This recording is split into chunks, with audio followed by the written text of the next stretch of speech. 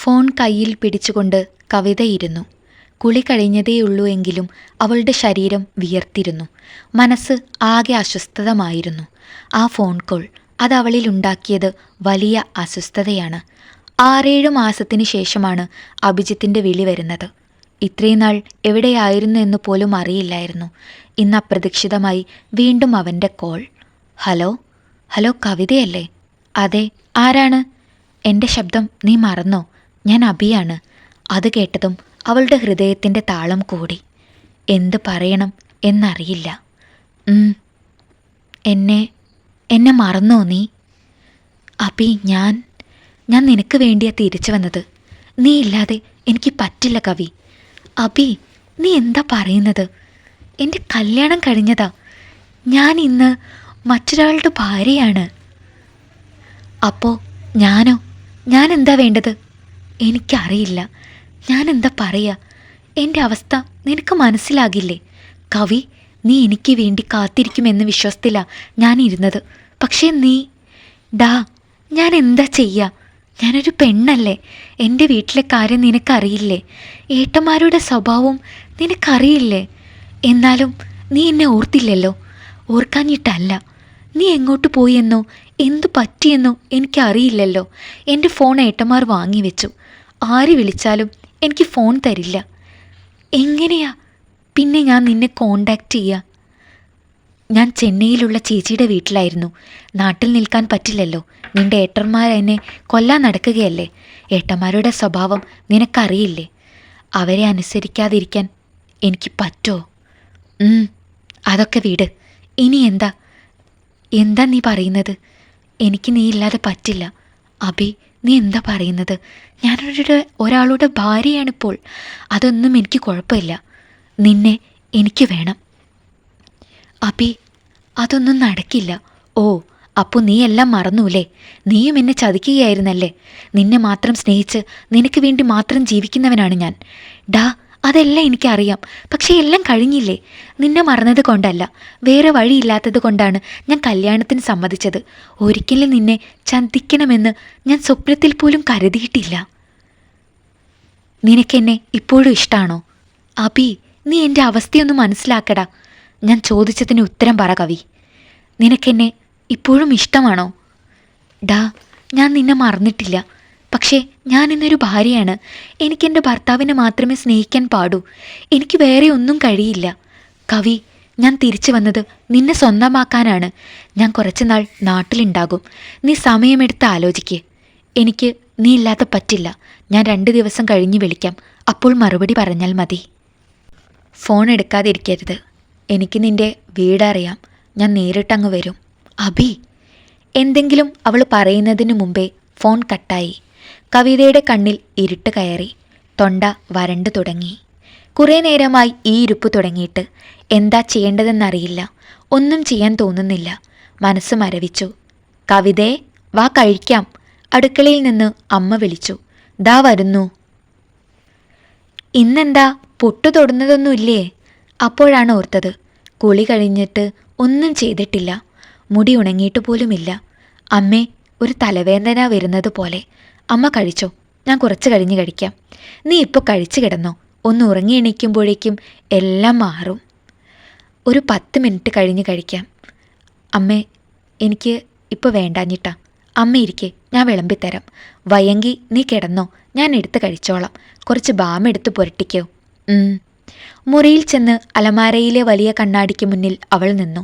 കണ്ണാടിയിൽ തെളിയുന്ന തൻ്റെ രൂപം. അത് വാടിക്കുഴിഞ്ഞതുപോലെ അവൾക്ക് തോന്നി. ഒരു ചീർപ്പെടുത്ത് മുടി ചീകി ഒതുക്കി. സിന്ദൂരച്ചെപ്പ് കയ്യിലെടുക്കുമ്പോൾ അവളുടെ കൈകൾ വിറച്ചിരുന്നു.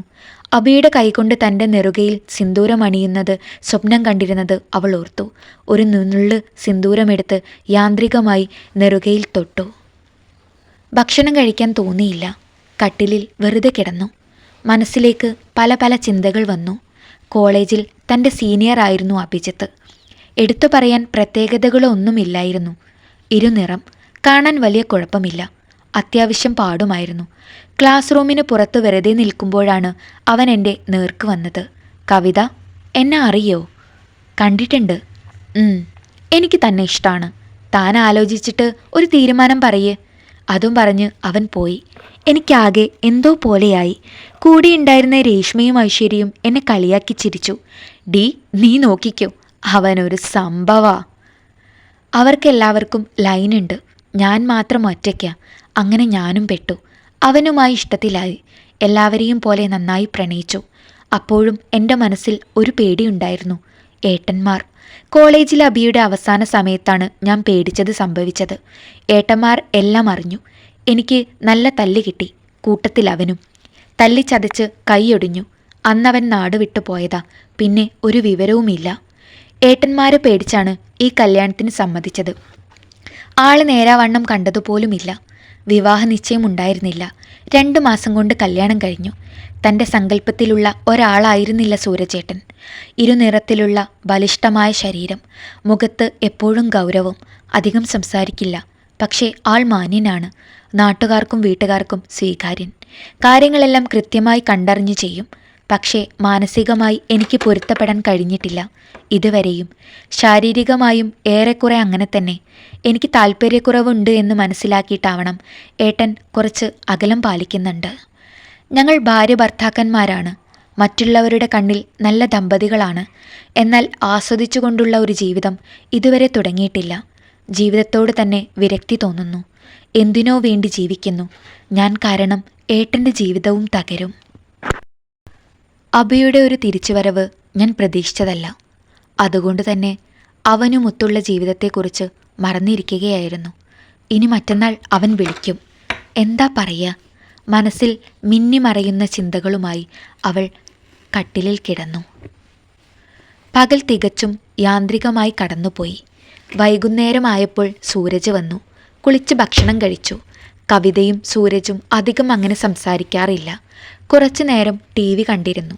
10 മണി കഴിഞ്ഞപ്പോൾ കിടപ്പുമുറിയിലേക്ക് പോയി. ഒരു സുഖമില്ല, തലവേദന വരുന്നത് പോലെ എന്ന് പറഞ്ഞ് അവൾ അവനിൽ നിന്ന് വിട്ടുകിടന്നു. ഇരുൾ നിറഞ്ഞ മുറിയിലേക്ക് നിലാവെളിച്ചം പതുക്കെ ഊർന്നിറങ്ങി. കണ്ണടച്ച് കിടന്നിട്ടും കവിതയ്ക്ക് ഉറക്കം വന്നില്ല. ഇടയ്ക്ക് സൂരജിനെ ഒന്ന് നോക്കി. പാവം, സുഖമായി ഉറങ്ങുന്നു. സ്വന്തം വർക്ക്ഷോപ്പിലാണ് സൂരജ് ജോലി ചെയ്യുന്നത്. സഹായത്തിന് ഒരാൾ കൂടിയുണ്ട്. എങ്കിലും നല്ല പണിയുണ്ട്. ആ ക്ഷീണം പലപ്പോഴും കാണാറുമുള്ളതാണ്. ജോലി ചെയ്യാൻ ഒരു മടിയുമില്ല. അതുകൊണ്ട് തന്നെ നല്ല വരുമാനമുണ്ട്. ഈ വീട് സൂരജ് പണി കഴിപ്പിച്ചതാണ്. സൂരജേട്ടന് ഞാൻ ആകെ ചെയ്യുന്ന സഹായം ജോലി കുപ്പായം അലക്കുക, ഭക്ഷണം തയ്യാറാക്കി കൊടുക്കുക എന്നു മാത്രമാണ്. ഈ വീട്ടിൽ വേറെ അധികം പണികളൊന്നുമില്ല. പകുതിക്ക് വെച്ച് നിർത്തിയ പഠനം തുടരണമെന്നുണ്ട്. പക്ഷേ ഏട്ടനോട് ചോദിക്കാൻ പേടിയാണ്. രാത്രി എപ്പോഴോ ഉറങ്ങിപ്പോയി. എഴുന്നേറ്റപ്പോഴേക്കും വൈകി. ഏട്ടൻ പോകാൻ റെഡിയായി നിൽക്കുന്നു. തലവേദന കുറവുണ്ടോ? കുറവില്ലെങ്കിൽ അമ്മയും കൂട്ടി ആശുപത്രിയിൽ പോയിക്കോ. പൈസ മേശയിൽ വെച്ചിട്ടുണ്ട്. ഇത്രയും പറഞ്ഞ് മറുപടി കേൾക്കാൻ നിൽക്കാതെ സൂരജ് പോയി. കവിതയ്ക്ക് പലപ്പോഴും സൂരജിനെ മനസ്സിലായിട്ടില്ല. ചില സമയത്ത് സ്നേഹമുള്ള ഭർത്താവാണ്, പക്ഷേ ഒന്നും പുറത്തു കാണിക്കില്ല. ചിലപ്പോൾ ഗൗരവക്കാരൻ, മൂക്കിൻ തുമ്പില ദേഷ്യം. മനസ്സറിഞ്ഞ് സ്നേഹിക്കണം എന്ന് തോന്നാറുണ്ട്. അതിന് കഴിയാറില്ല. പേടിയാണ് ഏട്ടനെ. ഏട്ടൻ്റെ ഉത്തമ പത്നിയാകാൻ എനിക്ക് കഴിയുമെന്ന് തോന്നുന്നില്ല. ഒരു പക്ഷേ ഞാനല്ലാതെ വേറൊരു പെൺകുട്ടിയാണ് ഭാര്യയായി വന്നതെങ്കിൽ ഏട്ടൻ്റെ ജീവിതം തന്നെ മാറിയേനെ. ഞാൻ മാറിക്കൊടുക്കുന്നതല്ലേ നല്ലത്. ഏട്ടന് 28 വയസ്സേ ആയിട്ടുള്ളൂ. ഇനിയും ഒരു വിവാഹമാവാം. എനിക്കും ഇപ്പോൾ ഒരു വഴിയുണ്ടല്ലോ, അഭി. അവൻ എന്നെ കൊണ്ടുപോയിക്കോളും. അവനോട് ചെയ്ത തെറ്റിനും അത് തന്നെയാണ് പ്രായശ്ചിത്തം. ഒരൊളിച്ചോട്ടം സൂരജേട്ടൻ്റെ ജീവിതം തകർത്താലോ? ആള് പാവാണ്. ഭാര്യ വേറൊരുത്തൻ്റെ കൂടെ പോയത് സഹിക്കോ? ആത്മഹത്യ ചെയ്യുകയൊന്നുമില്ല. പക്ഷേ വേറെ വിവാഹം ചെയ്യുമെന്ന് തോന്നുന്നില്ല. ജീവിതം ആകെ താളം തെറ്റാം. ഒരു തീരുമാനം എടുക്കാനാവാതെ കവിത കുഴങ്ങി. വീട്ടുജോലികൾ ചെയ്തുകൊണ്ടിരിക്കുമ്പോഴാണ് ആരെ വിളിക്കുന്നു എന്ന് പറഞ്ഞ് അമ്മ ഫോൺ തന്നത്. നോക്കിയപ്പോൾ രേഷ്മയാണ്, ഏറ്റവും അടുത്ത കൂട്ടുകാരി. എപ്പോഴും വിളിക്കാറില്ല എങ്കിലും ഞങ്ങൾ തമ്മിൽ നല്ല ആത്മബന്ധമാണ്. എൻ്റെയും അബിയുടെയും ബന്ധത്തിന് കൂട്ടുനിന്നു എന്ന് പറഞ്ഞ് ഏട്ടന്മാർ അവളെ ഒരുപാട് വഴക്കു പറഞ്ഞിരുന്നു. എങ്കിലും അവൾക്കെന്നോട് ദേഷ്യമൊന്നും ഉണ്ടായില്ല. എപ്പോഴും കൂടെയുണ്ട്. ഹലോ, ആ കവി, സുഖല്ലേടി? നന്നായി പോകുന്നു. നിനക്ക് എന്തൊക്കെയാ വിശേഷം? എന്ത് വിശേഷം? എക്സാം ആവാറായി. പിന്നെ പതിവ് പരിപാടി, എല്ലാ ഞായറാഴ്ചയും ഉടുത്തൊരുങ്ങി ചായ കൊടുക്കൽ. ഒന്നും ശരിയായില്ലേടി? ഇല്ല, എനിക്ക് ധൃതിയൊന്നുമില്ല. വീട്ടുകാർക്കാ നിർബന്ധം. 22 വയസ്സിനുള്ളിൽ കല്യാണം കഴിഞ്ഞില്ലെങ്കിൽ പിന്നെ 26 വയസ്സാകണത്രേ.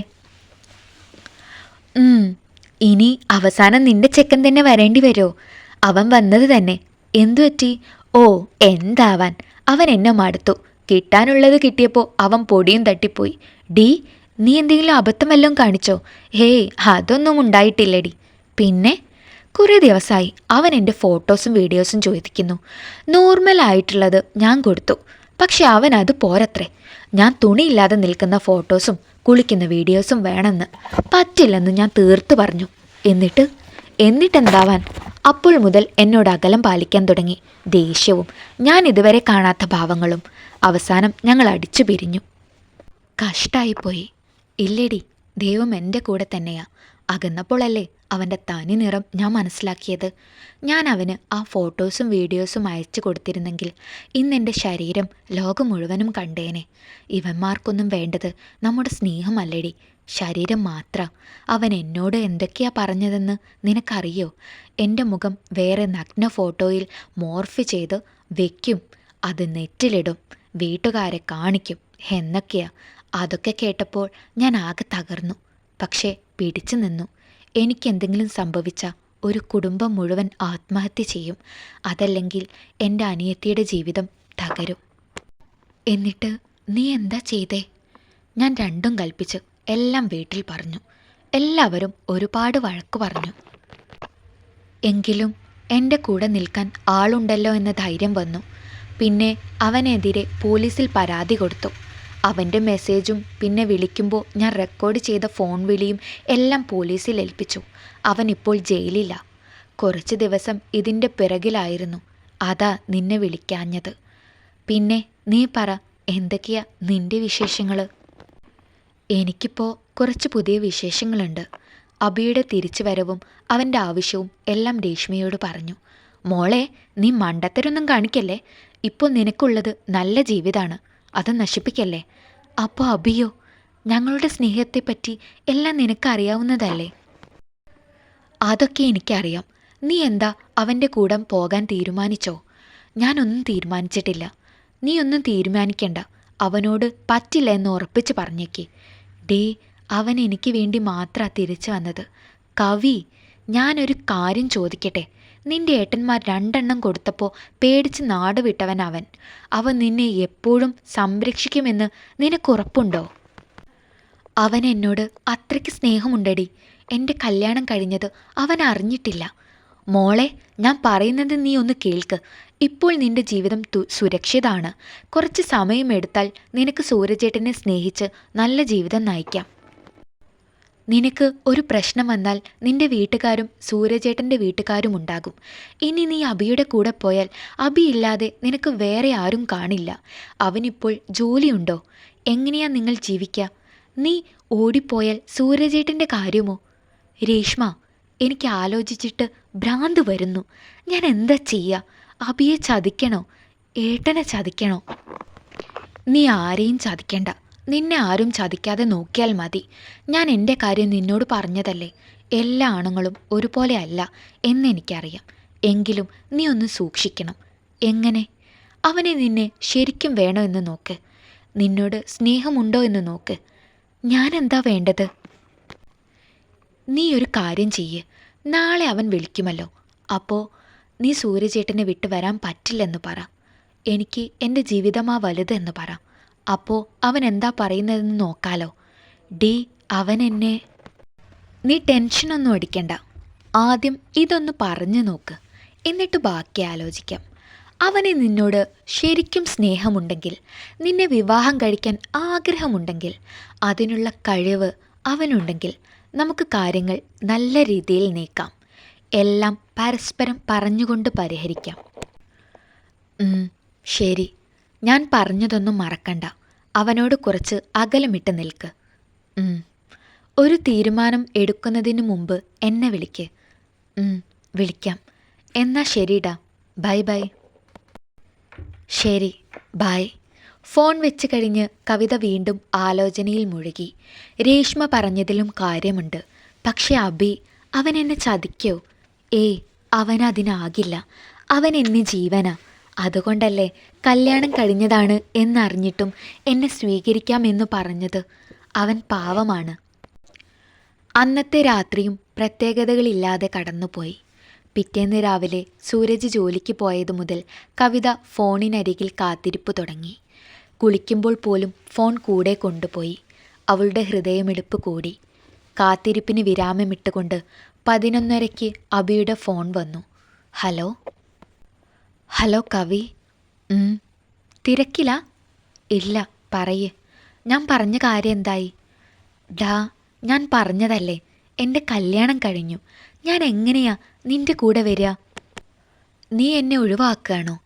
നീ എൻ്റെ അവസ്ഥ മനസ്സിലാക്കടാ. എനിക്കൊന്നും അറിയണ്ട. എനിക്ക് നിന്നെ വേണം. ഞാൻ നിൻ്റെ കൂടെ വന്നാൽ എൻ്റെ ഏട്ടന്മാർ നമ്മളെ വെറുതെ വിടും എന്ന് തോന്നുന്നുണ്ടോ? നമ്മൾ അതിന് ഇവിടെ നിൽക്കുന്നില്ലല്ലോ. നേരെ ചെന്നൈയിലേക്ക് പോകും. അവിടെ പോയിട്ട് എന്താ ചെയ്യുക? നമുക്ക് രണ്ടാൾക്കും ജോലിയില്ല, ജീവിക്കണ്ടേ? അതൊക്കെ ശരിയാക്കാം. ഞാനൊരു കട നോക്കി വെച്ചിട്ടുണ്ട്, അത് വാങ്ങാം. കാശോ? എൻ്റെ കയ്യിൽ കുറച്ചുണ്ട്. പിന്നെ നീയും സഹായിക്കണം. എൻ്റെ കയ്യിൽ എന്താടാ ഉള്ളത്? നീ വരുമ്പോൾ കയ്യിലുള്ള പൈസയും സ്വർണവും എല്ലാം എടുക്ക്. എല്ലാം നമുക്ക് വേണ്ടിയല്ലേടോ. അതൊന്നും ശരിയാവില്ല അബി. എൻ്റെ കയ്യിൽ പൈസയൊന്നുമില്ല. നീ എങ്ങനെയെങ്കിലും സംഘടിപ്പിക്ക്. പറ്റിയാൽ ഈ ആഴ്ച നമുക്ക് പോകാം. ഞാൻ വരില്ല അബി. എന്നെ കൊണ്ടാവില്ല അതിന്. എനിക്ക് പേടിയാ. കവി, നീ എന്നെ കൈവിടല്ലേ. ഡാ, നമുക്ക് കഴിഞ്ഞതെല്ലാം മറക്കാം. നിനക്ക് നല്ലൊരു പെൺകുട്ടിയെ കിട്ടും. എനിക്ക് നിന്നെയാ വേണ്ടത്. ഞാനുണ്ടാകില്ല. ഞാനിന്ന് വേറൊരാളുടെ ഭാര്യയാണ്. എത്രയോ പെണ്ണുങ്ങൾ ഭർത്താക്കന്മാരെ വിട്ട് ഓടിപ്പോകുന്നു. പിന്നെ നിനക്കെന്താ? എൻ്റെ ഏട്ടന്മാരെ എനിക്ക് പേടിയാ. പിന്നെ സൂരജേട്ടൻ പാവാ. എന്നെ ഒരുപാട് ഇഷ്ടമാണ്. അപ്പോൾ നീ വരില്ല അല്ലേ? ഇല്ല അബി, എനിക്കാവില്ല. ഇത് നിൻ്റെ ഉറച്ച തീരുമാനമാണോ? അതെ. എന്നാ ശരി, കാണാം. അവൻ ഫോൺ കട്ട് ചെയ്തു. കവിത കട്ടിലിൽ തളർന്നിരുന്നു. ശരീരമാകെ വിയർക്കാൻ തുടങ്ങി. ഇനി അവൻ വല്ല കടുങ്കയും ചെയ്യോ? ഈശ്വരന്മാരെ, അവന് നല്ല ബുദ്ധി കൊടുക്കണേ. എൻ്റെ നിവൃത്തികേട് കൊണ്ടാ അങ്ങനെയൊക്കെ പറഞ്ഞത്. എന്താ ചെയ്യേണ്ടതെന്ന് എനിക്കറിയില്ല. അരമണിക്കൂറിന് ശേഷം വീണ്ടും അബിയുടെ ഫോൺ വന്നു. ഹലോ.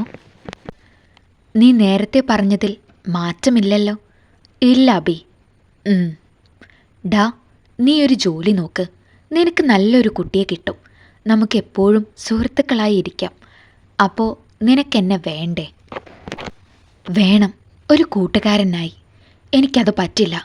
ഞാൻ പിന്നെ എന്താ വേണ്ടത്? നീ എൻ്റെ കൂടെ വരണം. അത് പറ്റില്ല കവി. എൻ്റെ ജീവിതം തകർത്താൽ നിന്നെ സ്വസ്ഥമായി ജീവിക്കാൻ ഞാൻ വിടില്ല. ഡാ, നീ ആവശ്യമില്ലാത്തതൊന്നും ചെയ്യല്ലേ. എന്താ വേണ്ടത് എന്നെനിക്കറിയാം. നീ എന്നെ ഒന്ന് മനസ്സിലാക്കടാ. നീ എൻ്റെ ഒപ്പം വരണം. അല്ലെങ്കിൽ ഞാൻ... നിനക്കിതൊക്കെ എന്നോട് പറയാൻ എങ്ങനെ തോന്നുന്നടാ?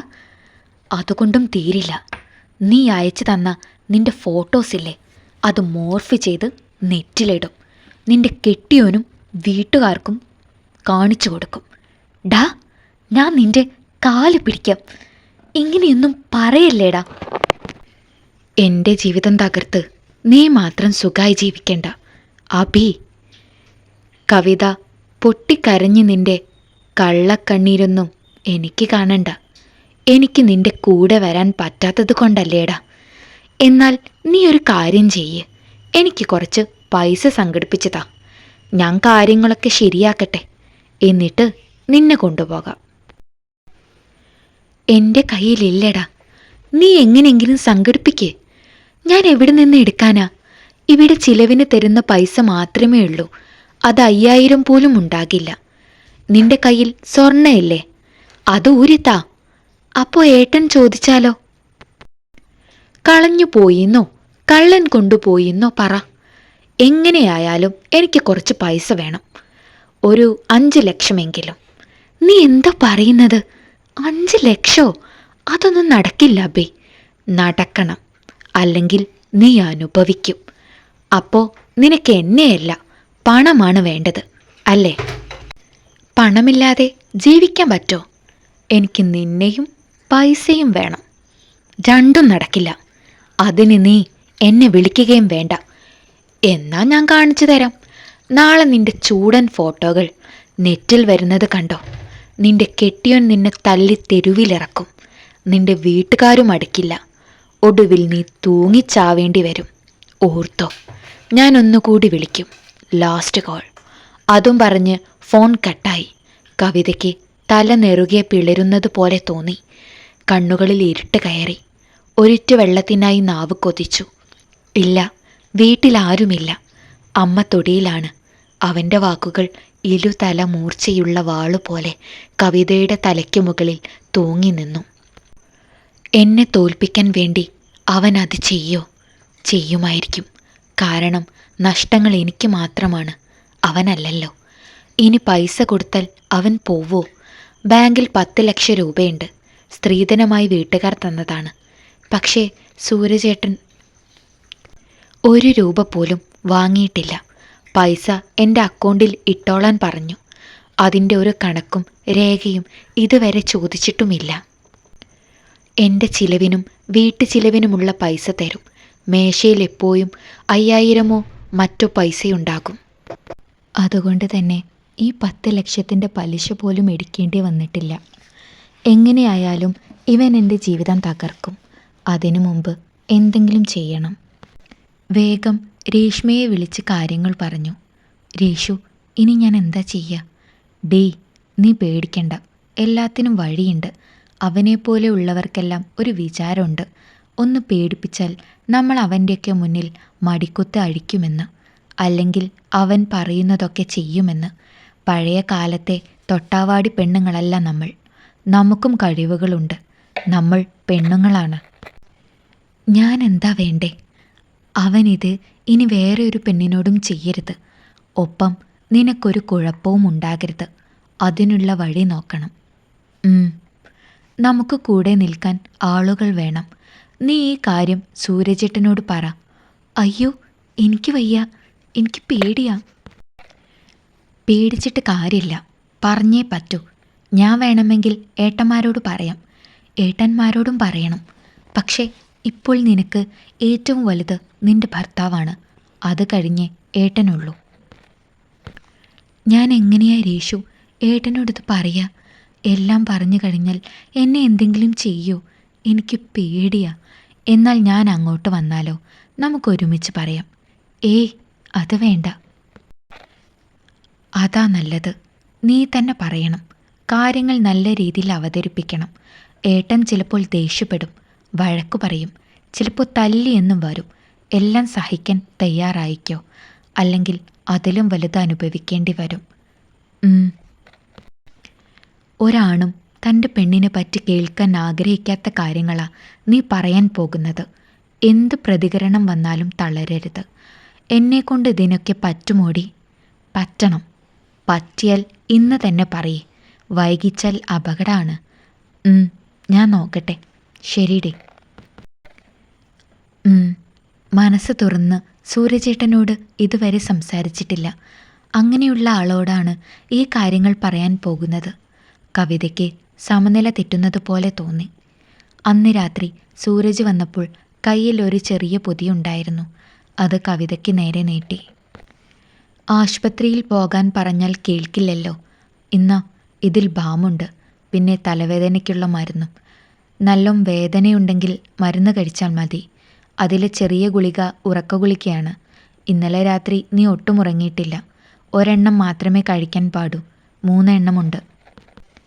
അത്രയും പറഞ്ഞ് സൂരജ് കുളിക്കാൻ പോയി. ആ മരുന്ന് കയ്യിൽ വെച്ച് കവിത ആലോചിച്ചു.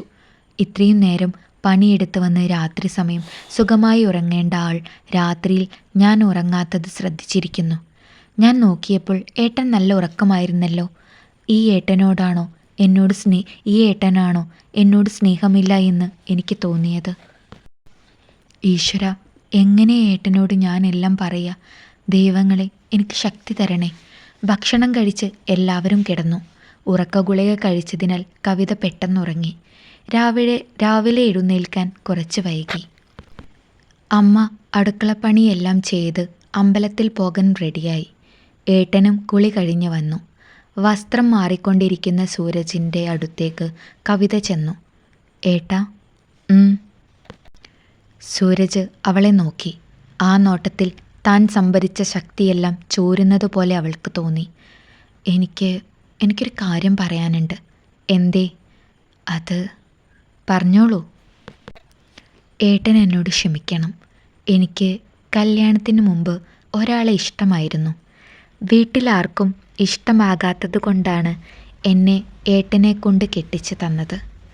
ഇപ്പോൾ അവൻ എന്നെ വിളിക്കുന്നുണ്ട്. എന്തിന്? അവൻ പഴയ ബന്ധത്തിൻ്റെ പേര് പറഞ്ഞ് എന്നെ ഭീഷണിപ്പെടുത്തുക. എനിക്കെന്താ ചെയ്യുന്നറിയില്ല. കവിത അഭിയുമായുള്ള മുഴുവൻ കഥയും ഇപ്പോൾ വിളിച്ച കാര്യമെല്ലാം സൂരജിനോട് പറഞ്ഞു. എല്ലാം കേട്ടതും സൂരജിൻ്റെ കണ്ണുകൾ ദേഷ്യം കൊണ്ട് ചുവന്നു. പെട്ടെന്ന് അവൻ്റെ വലത് കൈ കവിതയുടെ മുഖത്തേക്കുയർന്നു. ഒരടി പ്രതീക്ഷിച്ച് അവൾ കണ്ണുകൾ ഇറുക്കിയടിച്ചു. ഛേ! അവൻ കൈ പിൻവലിച്ചു. കവിത കണ്ണു തുറന്നില്ല. ആ മിഴികൾ ജലാശയങ്ങളായി മാറിയിരുന്നു. എന്നാ നിനക്കിത് മുന്നേ പറയാമായിരുന്നില്ലേടി? എൻ്റെ ജീവിതം കൂടി നശിപ്പിക്കാൻ ഇറങ്ങിയതാണോ നീ? കവിതയ്ക്ക് കരച്ചിൽ നിർത്താൻ ആയില്ല. വല്ലവൻ്റെയും എച്ചിൽ കഴിക്കേണ്ട ഗതികേടൊന്നും എനിക്ക് വന്നിട്ടില്ല. വലിയ പഠിപ്പും ജോലിയുമൊന്നുമില്ലാത്ത എനിക്ക് നിന്നെ തന്നപ്പോൾ ഈ ചതി ഞാൻ മനസ്സിലാക്കണമായിരുന്നു. എൻ്റെ ഭാഗ്യമെന്ന് കരുതി സന്തോഷിക്കുകയായിരുന്നു ഞാൻ. നീ എൻ്റെ ജീവിതം തകർത്തില്ലേടി? ഏട്ടാ, നീ ഇനി ഒന്നും പറയണ്ട. നീ ആരുടെ കൂടെ വേണമെങ്കിലും പൊയ്ക്കോ. വല്ലവനെയും മനസ്സിൽ കൊണ്ടു നടക്കുന്നവളെ എനിക്കിനി വേണ്ട. ഏട്ടാ, ഞങ്ങൾ തമ്മിൽ അരുതാത്തതൊന്നും ഉണ്ടായിട്ടില്ല. പിന്നെ അവൻ നെറ്റിയിൽ ഇടുമെന്ന് പറഞ്ഞതോ? അത് മോർഫ് ചെയ്ത് ഇടുമെന്നാ പറഞ്ഞത്. ഞാൻ അവന് കുറച്ച് ഫോട്ടോസ് കൊടുത്തിട്ടുണ്ട്. നിങ്ങൾ തമ്മിൽ ഒന്നുമില്ലാതെ അവൻ വീണ്ടും വരില്ലല്ലോ. കവിത സൂരജിൻ്റെ കാലിൽ വീണു. ആ കാലുകൾ മുറുകെ പിടിച്ച് കരഞ്ഞു. ഞാൻ അരുതാത്തതൊന്നും ചെയ്തിട്ടില്ല ഏട്ടാ. അവൻ എന്നെ ചതിക്കുകയായിരുന്നു. അവൻ എൻ്റെ പണം മാത്രം മതി. ഇപ്പോഴും പൈസയ്ക്കാ വിളിക്കുന്നത്. ഞാൻ തെറ്റ് ചെയ്തിട്ടില്ല ഏട്ടാ. അവളുടെ കണ്ണുനീർ സൂരജിൻ്റെ പാദം തണുപ്പിച്ചുവെങ്കിലും മനസ്സ് തണുപ്പിച്ചില്ല. അവളെ തള്ളി മാറ്റി സൂരജ് ബൈക്കെടുത്ത് പുറത്തേക്ക് പോയി. വണ്ടി ഓടിക്കുമ്പോൾ സൂരജിൻ്റെ മനസ്സ് നീറുകയായിരുന്നു. തനിക്ക് പറ്റിയ ചതി അതവനിൽ പ്രതികാരദാഹം തോന്നിപ്പിച്ചു. എന്താണ് അവളെ വേണ്ടത്? കൊല്ലണോ? അതോ അവളുടെ വീട്ടിൽ കൊണ്ടുപോയി ആക്കണോ? അവളുമായി ഇനിയൊരു ബന്ധം വേണ്ട. വർക്ക്ഷോപ്പിലെത്തി. പണി ഒരുപാടുണ്ട്. ഒന്നും ചെയ്യാൻ തോന്നുന്നില്ല. സഹായിയായി പയ്യനെ ചില ജോലികൾ ഏൽപ്പിച്ച് ഒരു വണ്ടിക്കുള്ളിൽ കയറി കണ്ണടച്ചിരുന്നു. കവിതയെ ആദ്യം കണ്ടതും സംസാരിച്ചതും വിവാഹവും എല്ലാം അവൻ്റെ മനസ്സിലേക്ക് ഓടി വന്നു. അവളും ഞാനും തമ്മിൽ അധികം സംസാരിച്ചിട്ടില്ല. പലപ്പോഴും സംസാരിക്കണമെന്ന് ആഗ്രഹിച്ചിട്ടുണ്ട്. പക്ഷേ ഉള്ളിലെ അപകർഷതാബോധം അതിന് സമ്മതിച്ചിട്ടില്ല. അവൾ എനിക്ക് അർഹിക്കാവുന്നതിലും വലുതാണ്. ഞാൻ അവൾക്ക് ചേർന്നവനല്ല. ഈ ചിന്ത എനിക്കെന്തൊക്കെയോ നഷ്ടമാക്കിയിട്ടുണ്ട്. എൻ്റെ ഉള്ളിലെ ദാമ്പത്യ സ്വപ്നങ്ങളെയെല്ലാം ഈ ചിന്ത തകർത്തെറിഞ്ഞിരിക്കുന്നു. കവിത എൻ്റെ ഭാര്യയാണ്. പക്ഷേ അവളെപ്പറ്റി എനിക്കെന്താ അറിയുക? ഒന്നുമില്ല. ഞാൻ സ്വപ്നം കണ്ട ഭർത്താവാവാനോ കവിത ആഗ്രഹിക്കുന്ന ഭർത്താവാവാനോ ശ്രമിച്ചിട്ടുണ്ടോ? ഇല്ല. ഒരു ഒളിച്ചോട്ടമായിരുന്നു. ഓടിയത് സ്വന്തം ജീവിതത്തിൽ നിന്ന് ആയിരുന്നു. എന്നാലും അവൾ എന്നെ ചതിക്കുകയായിരുന്നോ? ആയിരുന്നോ? അറിയില്ല. അവൾ നിരപരാധിയാണോ? അറിയില്ല. അവളെ അവൻ ചതിക്കുകയാണോ? അറിയില്ല. ഒന്നും അറിയില്ല. അവൾക്ക് പറ്റിയത് തെറ്റാണെങ്കിൽ ആ തെറ്റ് എനിക്കും പറ്റിയിട്ടില്ലേ? ഞാനും ഒരു പെൺകുട്ടിയെ സ്നേഹിച്ചതല്ലേ? അവളോടൊപ്പമുള്ള ജീവിതം ആഗ്രഹിച്ചതല്ലേ? പക്ഷേ അവൾ ആഗ്രഹിച്ചത് ഫോൺ റീചാർജ് ചെയ്യാൻ ഒരാളെ മാത്രമായിരുന്നു. കാര്യത്തോടടുത്തപ്പോൾ ഒരു സങ്കടവും കൂടാതെ സ്വന്തം കാര്യം നോക്കിപ്പോയില്ലേ? അങ്ങനെ നോക്കുമ്പോൾ ഞാനും കവിതയും ഒരേ അവസ്ഥയിലല്ലേ? അപ്പോൾ അവൾ മാത്രം എങ്ങനെയാ തെറ്റുകാരിയാവുക? എനിക്ക് തെറ്റുപറ്റിയോ? പറ്റിയെങ്കിൽ തിരുത്തണം. അവൾ എൻ്റെ കാമുകിയല്ല, ഭാര്യയാണ്. ജീവിതകാലം മുഴുവൻ നിഴലായി നിൽക്കാനുള്ളവളാണ്. എന്നോ ചെയ്ത അബദ്ധം ആണ് അവളുടെ ഇപ്പോഴത്തെ വിഷമം. അതവൾ എന്നോട് തുറന്നു പറഞ്ഞില്ലേ? അതെന്നോട് സ്നേഹമുള്ളത് കൊണ്ടല്ലേ? അപ്പോൾ എല്ലാം മനസ്സിലാക്കി ഞാൻ അവളുടെ കൂടെ നിൽക്കുകയല്ലേ വേണ്ടത്? ഞാൻ കൂടെ ഇല്ലാതായാൽ അവൾ എന്ത് ചെയ്യും? മറ്റവൻ ഇനിയും കവിയെ ഭീഷണിപ്പെടുത്തില്ലേ? അവളെ ഒറ്റപ്പെടുത്തുന്നത് കാണാനാവില്ലേ അവനും ആഗ്രഹിക്കുന്നത്? ഇല്ല, അത് നടക്കാൻ പാടില്ല. ചെയ്ത തെറ്റിനെ ഓർത്ത് സങ്കടമുണ്ടെങ്കിൽ എല്ലാം മറന്ന് എന്നെ സ്നേഹിക്കാൻ കഴിയുമെങ്കിൽ അവളെ ഞാൻ കൂടെ നിർത്തണ്ടേ? പോക്കറ്റിൽ കിടന്ന ഫോൺ ബെല്ലടിച്ചു. ഹലോ. പെട്ടെന്ന് ഫോൺ കട്ടാക്കി ബൈക്കെടുത്ത് സൂരജ് വീട്ടിലേക്ക് കുതിച്ചു. ഫോണിൽ കേട്ട വാക്കുകൾ അവൻ്റെ ചെവിയിൽ മരണമണി പോലെ മുഴങ്ങി. സൂരജേ, രതീഷാണ്. നിന്റെ വൈഫ് ഇവിടെ വന്നിരുന്നു. ഇന്നലെ നീ വാങ്ങിയ സ്ലീപ്പിംഗ് പിൽസ് ഒരു സ്ട്രിപ്പ് വാങ്ങിയിട്ടുണ്ട്. ഡോക്ടറുടെ പ്രിസ്ക്രിപ്ഷൻ ഇല്ലാതെ കൊടുക്കാൻ പാടില്ലാത്തതാ. നിന്റെ വൈഫായതുകൊണ്ട് മാത്രമാണ് കൊടുത്തത്. ഒരു ദിവസം പരമാവധി ഒരെണ്ണമേ കഴിക്കാൻ പാടുള്ളൂ. അത് പ്രത്യേകം പറയണം. ഈശ്വര, ചതിക്കല്ലേ. അവൾക്ക് അങ്ങനെയൊന്നും തോന്നല്ലേ. സൂരജ് മനമുരുകി പ്രാർത്ഥിച്ചു. എവിടെയോ തെറ്റ് പറ്റിയിട്ടുണ്ട്. അത് തിരുത്താൻ അവസരം തരണേ. ഗുരുവായൂരപ്പ, കൈവിടല്ലേ. ബൈക്ക് വീടിന് മുന്നിൽ നിന്നു. അമ്മ തൊടിയിലുണ്ട്. നീ എന്താടാ ഇപ്പോൾ വന്നത്?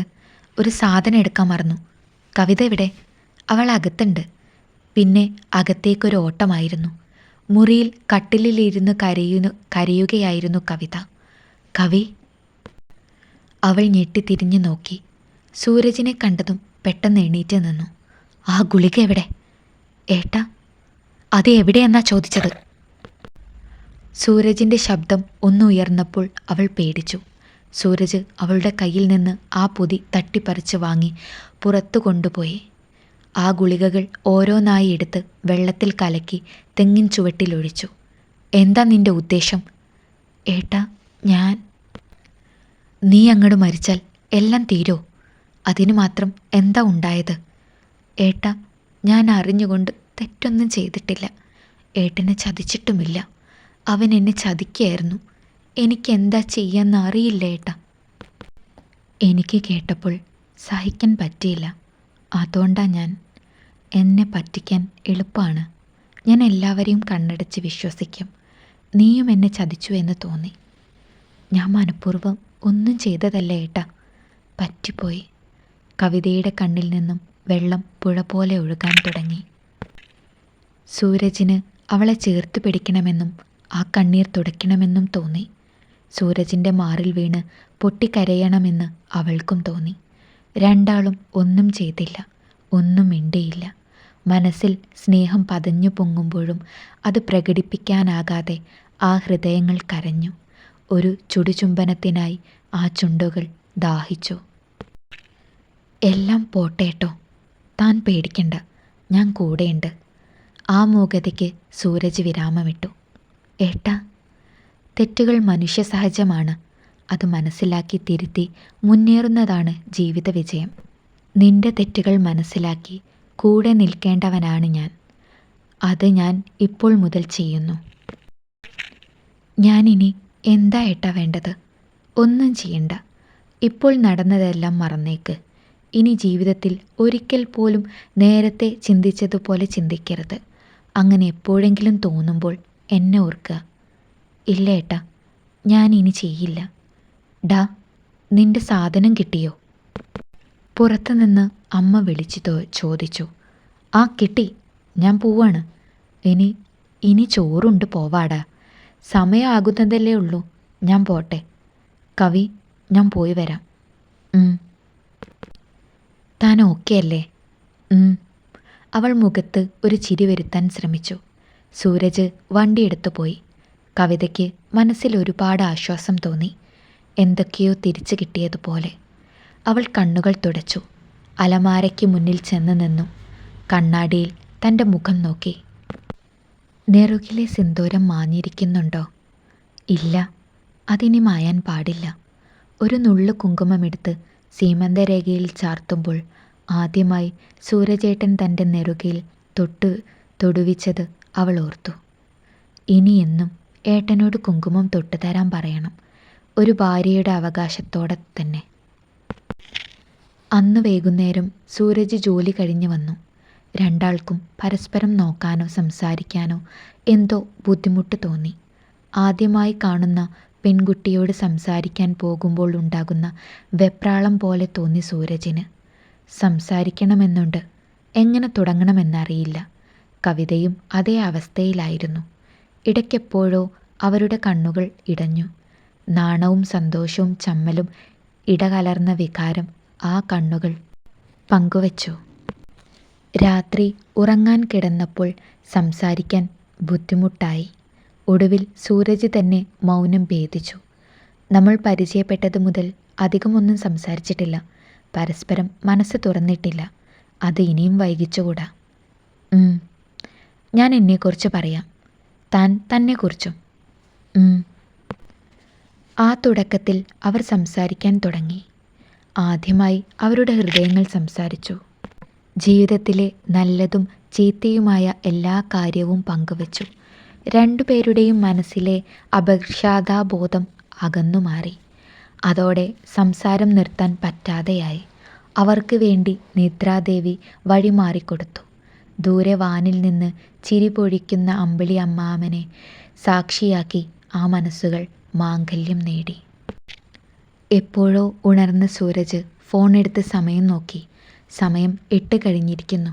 പെട്ടെന്ന് ചാടി എണീക്കണമെന്ന് കരുതി. അപ്പോഴാണ് തൻ്റെ ശരീരത്തോട് പറ്റിച്ചേർന്ന് കിടക്കുന്ന കവിതയെ ശ്രദ്ധിച്ചത്. പാവം, നല്ല ഉറക്കാണ്. അവളെ ഉണർത്താതെ എണീക്കാൻ ഒരു ശ്രമം നടത്തി. പക്ഷേ ആ ഉറക്കത്തിലും അവളുടെ കൈകൾ അവനെ മുറുകെ പുണർന്നിരുന്നു. അരമണിക്കൂർ കൂടി കഴിഞ്ഞപ്പോൾ കവിത ഉണർന്നു. ഉറക്കം കഴിഞ്ഞോ? അവൾ ക്ലോക്കിലേക്ക് നോക്കി. അയ്യോ, സമയം ഇത്രയൊക്കെ ആയോ? ധൃതി പിടിച്ച് എഴുന്നേൽക്കാൻ തുടങ്ങിയ കവിതയുടെ കയ്യിൽ അവൻ പിടിച്ചു. എന്താ സൂരജേട്ടാ എന്നെ വിളിക്കാഞ്ഞത്? ഞാനങ്ങട് ഉറങ്ങിപ്പോയി.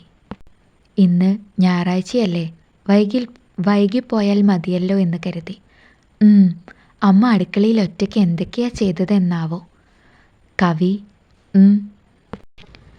അവൻ അവളെ ചേർത്ത് പിടിച്ച് ഒരു ചുംബനപ്പൂ നൽകി. കവിത കോരിത്തെരിച്ചുപോയി.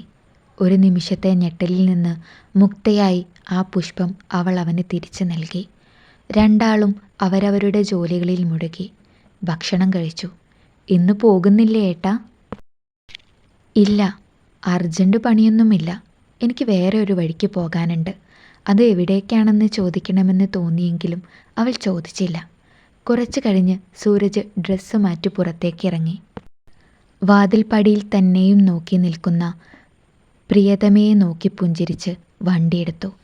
ബൈക്ക് മുന്നോട്ട് നീങ്ങുമ്പോൾ അവൻ്റെ ചുണ്ടിലെ ചിരി മാഞ്ഞു. ആ മുഖം വലിഞ്ഞു മുറുകി.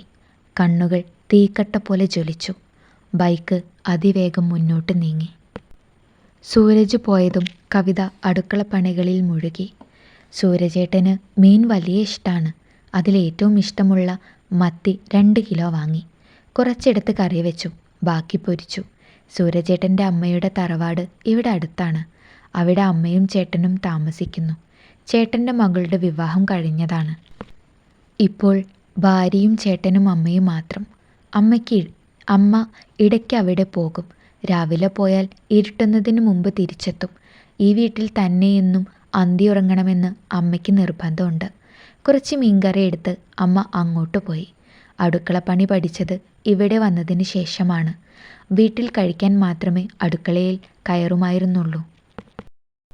സൂരജേട്ടൻ്റെ അമ്മ പാവമാണ്. എല്ലാം പറഞ്ഞു തരും.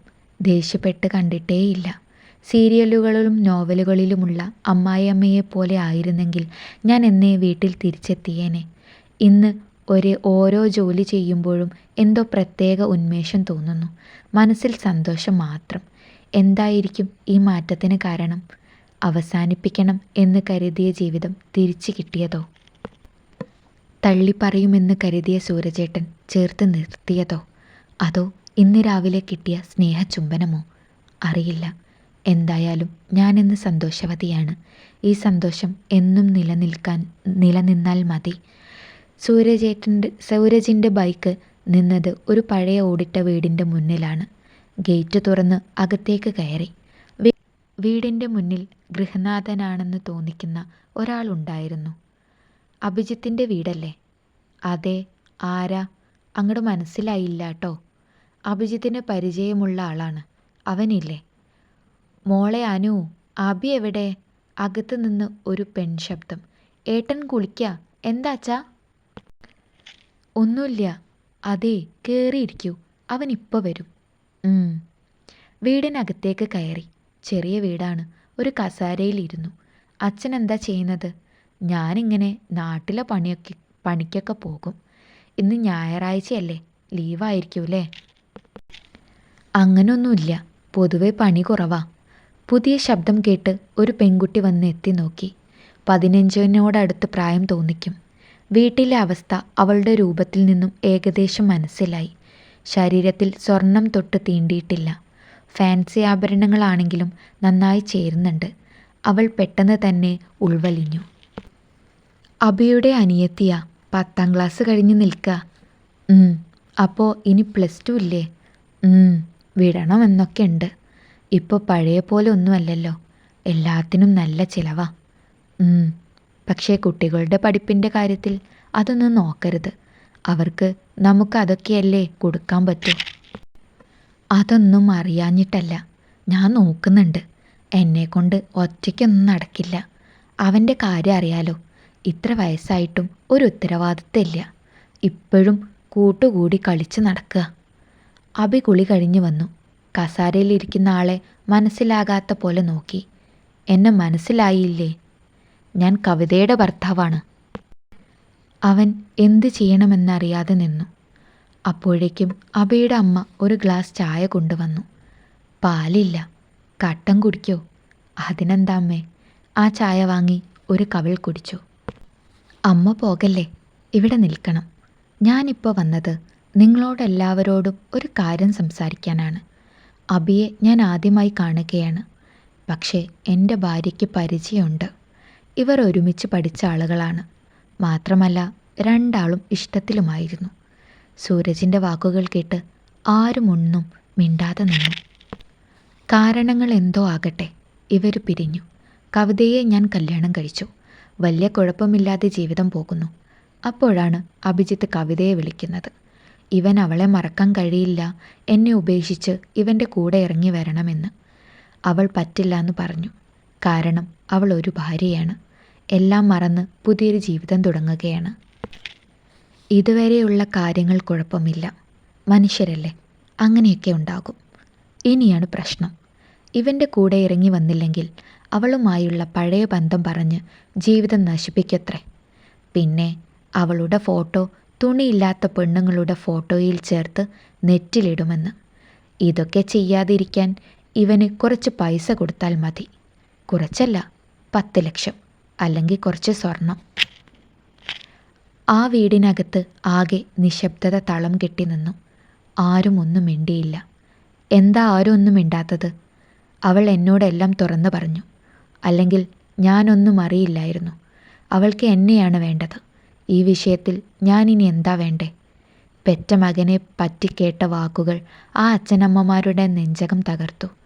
ആ അമ്മയ്ക്ക് കരച്ചിൽ നിർത്താനായില്ല. കുട്ടിയെ, ഇവൻ ഇങ്ങനെയൊക്കെ ചെയ്യുമെന്ന് വിചാരിച്ചില്ല. ഇങ്ങനെ ഒരുത്തനെയാണല്ലോ ഭഗവാനെ നീ എനിക്ക് തന്നത്. അച്ഛൻ എഴുന്നേറ്റ് അവന് 2 എണ്ണം കൊടുത്തു. നായേ, ഇപ്പോൾ ഇറങ്ങിക്കോണം ഈ വീട്ടിൽ നിന്ന്. നിന്നെപ്പോലെ ഒരുത്തനെ ഞങ്ങൾക്ക് വേണ്ട. ഒന്നും പറയാനാകാതെ ഒന്നും ചെയ്യാനാകാതെ നിൽക്കുകയാണ് അഭി. അഭിജിത്ത്, നേരത്തെ ഞാൻ കണ്ടത് ഇയാളുടെ അനിയത്തിയല്ലേ? ആ കുട്ടിക്കാണിത് സംഭവിച്ചതെങ്കിലോ? അയാളെപ്പോലുള്ള ഒരു പെൺകുട്ടിയല്ലേ കവിതയും? ആരോടാണെങ്കിലും അങ്ങനെയൊക്കെ ചെയ്യാൻ പാടോ? കുട്ടിയുടെ എന്താ പറയാന്ന് അറിയില്ല. ഇവൻ ഇങ്ങനെ ഒരു കുരുത്തക്കേട് ചെയ്യുമെന്ന് അറിയില്ലായിരുന്നു. ഞങ്ങളിനി എന്താ വേണ്ടത്? ഞാനിപ്പോൾ വന്നത് ആ ഫോണും മെമ്മറി കാർഡും വാങ്ങാനാണ്. അതുപയോഗിച്ച് ഇനി എൻ്റെ ഭാര്യയെ വിളിക്കരുത്. ഡാ, നീ എന്തൊക്കെയാണെന്ന് വെച്ചാൽ കൊടുക്ക്. എനിക്കൊന്നും അറിയില്ല കുട്ടി. അബി ഫോൺ എടുത്തു കൊണ്ടുവന്നു. ഇനി വേറെ എവിടെയൊക്കെയാ അവളുടെ ഫോട്ടോ ഉള്ളത്? ഇതിൽ മാത്രമേ ഉള്ളൂ. ഈ ഫോൺ ഞാൻ കൊണ്ടുപോവാണ്. ഇതിലെ ഫോട്ടോ ഡിലീറ്റ് ചെയ്ത് തിരിച്ചു തന്നാൽ നീ എല്ലാം എങ്ങനെയെങ്കിലും ബാക്കപ്പ് ചെയ്തെടുക്കും. അതെന്തായാലും വേണ്ട. അതുകൊണ്ട് പൊയ്ക്കോ കുട്ടി. ഈ ഒരു സാധന ഇവനെ ഇങ്ങനെ ആക്കിയത്. ഏത് നേരവും ഇതിലാ. ശരി, നീ ചെയ്തതിന് ഞാനൊന്നും തിരിച്ചു ചെയ്തിട്ടില്ല. ഈ ഫോണും കാർഡും വാങ്ങുക, അത്രമാത്രമേ എന്നോട് പറഞ്ഞിട്ടുള്ളൂ. നിന്നെ തല്ലരുതെന്ന് പറഞ്ഞിട്ടുണ്ട്. ഇവനെ തല്ലിയാലും കുഴപ്പമില്ല. ഇങ്ങനെ ഒരുത്തനെ ഞങ്ങൾക്ക് വേണ്ട. ഡാ, നീ ഇതൊക്കെ ചെയ്യുമ്പോൾ നിന്റെ അനിയത്തിയെ പറ്റി ഓർത്തോടാ. കുടുംബം നശിക്കാൻ വേണ്ടി പിറന്നതാണോടാ നീ? ഇനി നിങ്ങൾ എന്തൊക്കെയെന്ന് വെച്ചാൽ ആയിക്കോ. ഞാൻ പോകാം. സൂരജ് അവിടെ നിന്നും ഇറങ്ങി. പടിക്കലെത്തിയപ്പോൾ സൂരജിനെ കാത്ത് 2 പേർ നിൽക്കുന്നുണ്ടായിരുന്നു. നിങ്ങൾ പറഞ്ഞ പോലെ ഞാൻ അവനെ ഒന്നും ചെയ്തിട്ടില്ല. ഇനി നിങ്ങളുടെ ഇഷ്ടം. ആ 2 പേർ അകത്തേക്ക് പോയി. പിന്നെ അവിടെയുള്ളവർ പാവങ്ങളാ. നോക്കിയും കണ്ടും കാര്യങ്ങൾ ചെയ്യേ. സൂരജ് വണ്ടിയെടുക്കുമ്പോൾ ആ 2 പേർ പറഞ്ഞ വാക്കുകൾ ഓർത്തു. അളിയ, തെറ്റ് ഞങ്ങളുടെ ഭാഗത്താണ്. അവൻ ഇനി തിരിച്ചു വരില്ല എന്ന് കരുതി. അല്ലെങ്കിൽ അന്നേ കൊന്നേനെ. അവൻ രണ്ടാമതും വന്ന സ്ഥിതിക്ക് വേണ്ടത് ഞങ്ങൾ ചെയ്തോളാം. അളിയൻ പോയി ആ ഫോണും മെമ്മറി കാർഡും വാങ്ങിക്കേ. അവന് വേണ്ടത് ഞങ്ങൾ വേണ്ടോളം കൊടുത്തോളാം. മനസ്സിൽ നിറഞ്ഞ സന്തോഷത്തോടെയാണ് സൂരജ് വീട്ടിലേക്ക് തിരിച്ചത്. വരുന്ന വഴി കവിതയ്ക്കായി ഐസ്ക്രീമും കേക്കും വാങ്ങി.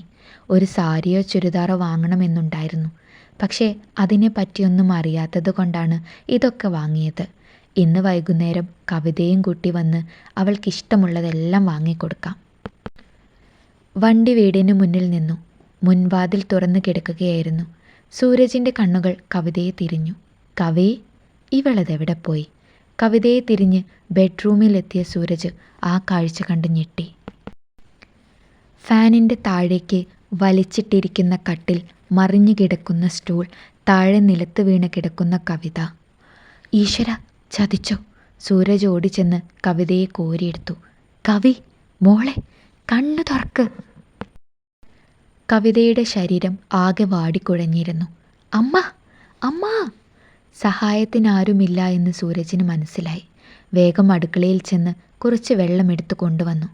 വെള്ളം കുറേശ്ശെ കവിതയുടെ മുഖത്ത് തെളിച്ചു. അവൾ കണ്ണു തുറന്നില്ല. സൂരജ് നെഞ്ചിൽ കൈവച്ച് കരഞ്ഞു. ചതിച്ചോ എൻ്റെ ദൈവങ്ങളെ! പെട്ടെന്ന് സമചിന്ത വീണ്ടെടുത്ത സൂരജ് റോഡിലേക്ക് ഓടിയിറങ്ങി. റോഡിൽ വണ്ടിയൊന്നും കണ്ടില്ല. വിധി തനിക്കെതിരാണല്ലോ എന്ന് കരുതി തിരിച്ചു നടക്കാൻ തുടങ്ങിയപ്പോൾ ഒരു ഓട്ടോറിക്ഷയുടെ ശബ്ദം കേട്ടു. വന്നത് സൂരജിന് പരിചയമുള്ള സുരേഷിൻ്റെ വണ്ടിയായിരുന്നു.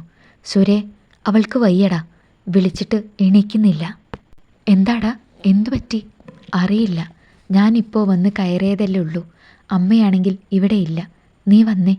ഡാ, ഹാർട്ട് ബീറ്റ് നോക്കിയോ? സൂരജ് കവിതയുടെ നെഞ്ചിൽ കൈവച്ച് നോക്കി. ഉണ്ട്.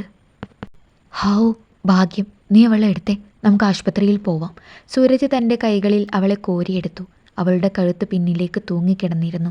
കവിതയെ ഓട്ടോയുടെ സീറ്റിൽ കിടത്തി.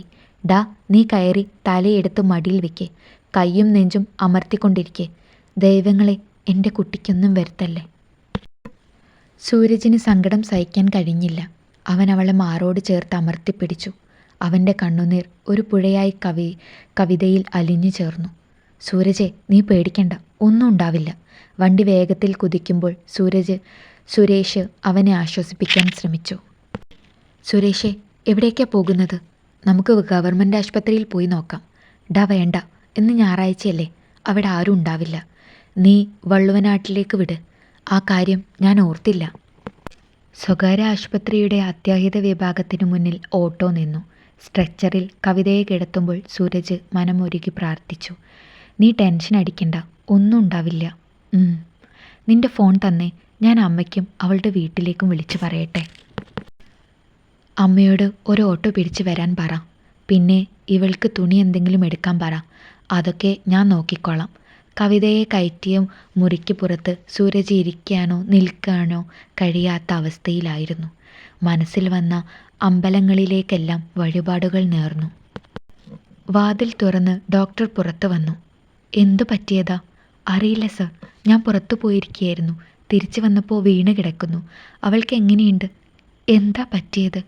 തലയിടിച്ചാണ് വീണിരിക്കുന്നത്. അതുകൊണ്ട് ബോധം പോയിരിക്കുന്നത്. തലയിൽ മുഴയുണ്ട്. കുറച്ച് കഴിഞ്ഞാൽ എഴുന്നേൽക്കും. എന്നിട്ട് ബാക്കി നോക്കാം. അവൾക്ക് കുഴപ്പമൊന്നുമില്ലല്ലോ സാർ? ഇല്ല, എന്തായാലും ബോധം വരട്ടെ. Thank you sir. നേരിയൊരാശ്വാസത്തോടെ അവൻ കസാരയിലിരുന്നു. കുറച്ച് സമയം കഴിഞ്ഞപ്പോഴേക്കും കവിതയുടെ ഏട്ടന്മാർ വന്നു. എന്താ അളിയ ഉണ്ടായത്? ഞാൻ അവിടെ നിന്ന് വന്നതേയുള്ളൂ. അപ്പോൾ മുറിയിൽ വീണ് കിടക്കുക. അമ്മ വീട്ടിലില്ലായിരുന്നു. ഞങ്ങൾ അവിടെ നിന്ന് ഇറങ്ങിയതേ ഉള്ളൂ. ഡോക്ടർ എന്താ പറഞ്ഞത്? ബോധം വന്നിട്ടില്ല. വന്നിട്ട് പറയാമെന്നാ പറഞ്ഞത്. ആശുപത്രിയിൽ കാത്തിരിപ്പിൻ്റെ നിമിഷങ്ങൾ. ഇതിനിടയിൽ അമ്മയും വന്നു. കുറച്ച് സമയത്തിന് ശേഷം ഡോക്ടർ പുറത്തേക്ക് വന്നു. കവിതയ്ക്ക് ബോധം വന്നിട്ടുണ്ട്. ഇപ്പോൾ ഗ്ലൂക്കോസ് കയറ്റുകയാണ്. അത് കഴിഞ്ഞാൽ പോകാം. ഡോക്ടറെ, അവൾക്ക് കുഴപ്പമൊന്നുമില്ലല്ലോ? ഇല്ല, ആൾ ഓക്കെയാണ്. വീഴ്ചയിൽ തലയിലും കൈമുട്ടിലും മുറിവുണ്ട്. അത് കാര്യമുള്ളതല്ല. പിന്നെ ഇയാൾ കവിതയുടെ ഹസ്ബൻഡ് അല്ലേ? അതെ സർ. കവിത പ്രഗ്നൻ്റാണ്. 2 മാസം വളർച്ചയുണ്ട്. അത്രയും നേരം സങ്കടത്തിൽ മുങ്ങി നിന്ന എല്ലാ കണ്ണുകളിലും സന്തോഷം പെയ്തിറങ്ങി. അളിയന്മാർ പരസ്പരം കെട്ടിപ്പിടിച്ചു. സൂരജിൻ്റെ കണ്ണുകൾ വീണ്ടും നിറഞ്ഞു. ഇത്തവണ അത് ആനന്ദ കണ്ണീരായിരുന്നു. കവിതയെ കാണാനും സന്തോഷം പങ്കുവെക്കാനും അവൻ്റെ ഹൃദയം തുടിച്ചു. സാർ, ഒന്ന് കാണാൻ പറ്റുമോ? ഒരാൾ കയറിക്കോളൂ. കുറച്ച് കഴിഞ്ഞാൽ കൊണ്ടുപോകാം. അപ്പോൾ എല്ലാവർക്കും കാണാലോ. Thank you sir. മറ്റുള്ളവരെ നോക്കാതെ സൂരജ് വേഗം അകത്തേക്ക് കയറി. സൂരജിനെ കണ്ടതും കവിത എഴുന്നേൽക്കാൻ ശ്രമിച്ചു. അവൻ ഓടിച്ചെന്ന് അവളുടെ അരികിലിരുന്നു. ഏട്ടാ. എങ്ങനെയുണ്ട് മോളെ? കുഴപ്പമില്ല. തലയ്ക്ക് വേദനയുണ്ട്. ഏട്ടനോട് ഡോക്ടർ പറഞ്ഞില്ലേ? പറഞ്ഞു. കവിതയുടെ മുഖം നാണം കൊണ്ട് തുടുത്തു. അവൻ അവളുടെ നെറ്റിയിൽ തലോടി. കുറച്ച് സമയത്തിന് ശേഷം കവിതയെ ഡിസ്ചാർജ് ചെയ്തു. വീട്ടിലേക്കുള്ള യാത്രയിൽ കാറിൻ്റെ പിൻസീറ്റിൽ സൂരജിൻ്റെ തോളിൽ തല ചായ്ച്ച് അവൾ കിടന്നു. അവൻ കവിതയെ ചേർത്ത് പിടിച്ച് ചോദിച്ചു, എന്താ കവി, നിനക്ക് പറ്റിയത്? എന്തിനാ നീ അത് ചെയ്യാൻ പോയത്? വീട് വൃത്തിയാക്കുമ്പോഴാ ഫാനിൽ പൊടി കണ്ടത്. അത് തുടയ്ക്കാൻ കയറിയതാ. ഫാൻ തുടയ്ക്കാനോ? ഫാനിൻ്റെ ചുവട്ടിൽ നിന്ന് മേലേക്ക് നോക്കിയപ്പോൾ മുഖത്തേക്ക് പൊടി വീണു. പെട്ടെന്ന് ഒരു തുമ്മലും വന്നു. അങ്ങനെ ബാലൻസ് പോയി. ഭാഗ്യത്തിന് കട്ടിലില്ല വീണത്. അവിടുന്ന് എണീക്കാൻ കൈ കുത്തിയത് കട്ടിലിൻ്റെ വക്കത്തും. കൈ വഴുക്കി തലയടിച്ച് നിലത്തേക്ക് വീണു. പിന്നെയൊന്നും എനിക്ക് ഓർമ്മയില്ല. ഹാവൂ, ഞാൻ എന്തൊക്കെയോ വിചാരിച്ചു. എന്ത്? ഒന്നുമില്ല. ഓ, ഞാൻ ആത്മഹത്യ ചെയ്യാൻ നോക്കിയതാണെന്നല്ലേ? ഞാൻ ഇനി അങ്ങനെ ചെയ്യൂ ഏട്ടാ. മരണം വന്ന് വിളിച്ചാലും എൻ്റെ ഏട്ടനെ വിട്ട് ഞാൻ പോകില്ല. സൂരജ് കവിതയെ ഒന്നുകൂടി ഇറുക്കി പിടിച്ചു. ഞാൻ ജീവിക്കാൻ തുടങ്ങുന്നതേയുള്ളൂ. എനിക്ക് ജീവിക്കണം എൻ്റെ ഏട്ടൻ്റെ കൂടെ, നമ്മളുടെ കുഞ്ഞിൻ്റെ കൂടെ, ഒരുപാട് കാലം. അവളുടെ കണ്ണുകൾ ഈറനണിഞ്ഞു. ഇപ്പോൾ സൂരജ് ആളാകെ മാറി. എന്നും ഉച്ചയ്ക്ക് വീട്ടിൽ വരും. രണ്ടാളും ഒരുമിച്ചിരുന്ന ഭക്ഷണം. സൂരജ് വൈകിയാലും കഴിച്ചോളാൻ പറഞ്ഞാലും അവൾ കാത്തിരിക്കും. പിന്നെ ഇടയ്ക്ക് പുറത്തേക്ക് കറങ്ങാൻ പോക്കുമുണ്ട്. സന്തോഷം, സമാധാനം, സ്വസ്ഥത, അങ്ങനെ എല്ലാം കൊണ്ടും അവരുടെ ദാമ്പത്യ ജീവിതം മുന്നോട്ടു പോകുന്നു. ഇന്ന് ഞായറാഴ്ച പതിവ് പോലെ അമ്മ അവരുടെ വീട്ടിലേക്ക് പോയി. ദിവാൻ കട്ടിലിൽ കിടന്ന് സൂരജ് TV കാണുന്നു. അവൻ്റെ മാറിൽ ഒരു അണ്ണാൻ കുഞ്ഞിനെ പോലെ പറ്റിച്ചേർന്ന് കിടക്കുകയാണ് കവിത. അവർ തമ്മിൽ ഇപ്പോൾ ചെറിയ പ്രശ്നമുണ്ട്. ജനിക്കാൻ പോകുന്നത് മോളാണെന്ന് സൂരജ്, അതൊരാൺകുട്ടിയാണെന്ന് കവിത. തർക്കത്തിനൊടുവിൽ വിധി എന്താണെന്ന് കാത്തിരുന്ന് കാണാമെന്ന് പറഞ്ഞ് തീരുമാനമായി. അപ്പോഴാണ് അടുത്ത പ്രശ്നം. അത് കുട്ടിക്ക് ഇടേണ്ട പേര്. സൂരജ് പറയുന്ന പേര് കവിതയ്ക്കും കവിത പറയുന്ന പേര് സൂരജിനും ഇഷ്ടമല്ല. ഈ അടി എന്നാ തീരുക എന്നാവോ. തങ്ങളുടെ സ്നേഹപ്പൂച്ചെടിയിലെ ആദ്യത്തെ മുട്ട് വിരിയുന്നത് കാണാൻ പുതിയ വസന്തകാലത്തിനായി അവർ കാത്തിരിക്കുന്നു.